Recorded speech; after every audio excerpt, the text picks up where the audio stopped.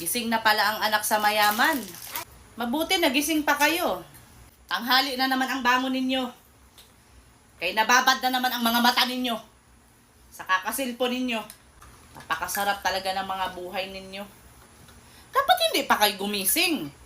Napakahusay talaga ninyo. Pagkagising ninyo, lalamo na lang kayo. Tapos ngayon, maghahanap na ng kakainin. Kaya nagutom na. Sarap talaga ng buhay ninyo. Kain, tulog, cellphone, lakwat siya. Paghusayan ninyo yung estilo ninyo.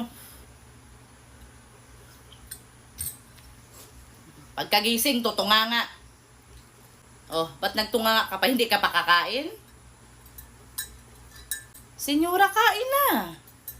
Kaya kawawa ka naman kung